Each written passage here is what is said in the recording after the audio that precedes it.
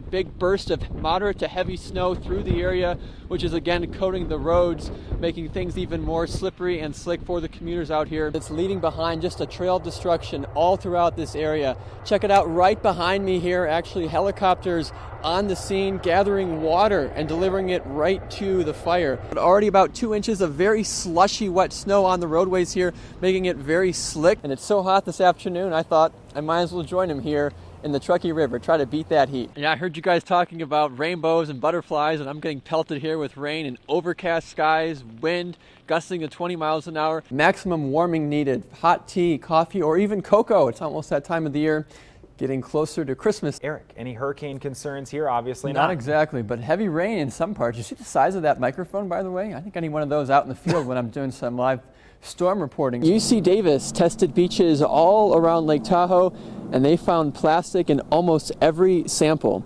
It's so cold. How cold is it? It's colder than Alaska. Check out our temperatures here, middle 30s. Let's check in with meteorologist Eric DoBroka for your forecast. Well, good evening there, Zach. We're looking at cooling temperatures rapidly here. Again, it's going to be another cold night. Grab those extra layers or those blankets as your heaters will be running full force tonight. But we'll get to above average temps here very soon.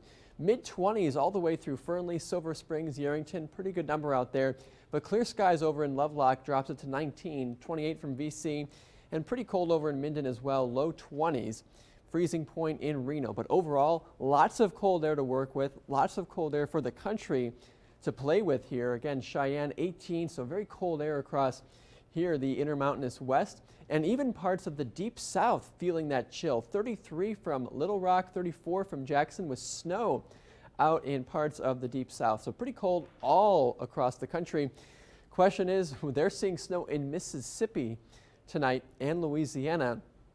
We simply are not. Percentage of normal, we've been quite below average here really since about the middle to latter part of November. We have not been able to catch up even with some decent storms here in the first half of January. But we go through, we're about 43% now of normal here in Reno. The Central Sierra about 58%, Tahoe sitting in the low 70s. And if you look at the next 10 days, not looking great or not looking good at all for that snowpack as it continues to dwindle, especially when we're going to be fighting sun and wind and the warm temperatures, even spring-like. Maybe break out some of those shorts. It's going to feel like it, especially in the middle of the week. There is a very active jet stream, though, right near us. It's just not going to be close enough to us. So with that said, we'll see some cloudier days, especially come the middle of the week. Even by tomorrow, expect partly to mostly cloudy skies for a time. A lot of energy with this atmospheric river storm track not all that far away. But this developing area of high pressure, strong enough to fight it northward. And we're going to be seeing a return to really the conditions we saw all fall, and that is dry and relatively breezy, especially middle of the week. Of course, those breezes only help us this time of the year to warm up, especially when it's from an area of high pressure like we're going to be seeing.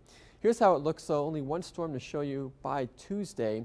If you are going to be traveling up northwards, that's where you're going to find that rain and snow. Even northeast California will see some decent rains out of this storm. For the rest of us, just wind and clouds here in Nevada anyways, but you go north towards Idaho, that's when we're going to be seeing some snow. Otherwise, though, that ridge of high pressure continues to strengthen and build on in. And check out what happens by the middle of the week and even beyond that for later this week and even next weekend. Another polar vortex comes in the Midwest, which means they get cold and we get warm. Looks like for the duration of the month, at least for the next, say, 10 to 12 days. There could be at least some signs of change by about that last week of January. That's about the only hope to see that ridge kind of retrograde or move back westward. For the time being, though, we're going to stay cold at night, 24 tonight, partly cloudy, even mostly cloudy for a time. But that slow warm up here, 52 tomorrow. Today was 48, by the way, and we're going to be seeing temperatures warm up here big time by Tuesday, Wednesday, with some help from the wind. And how about 60s? That's almost records for the middle of January here at this time.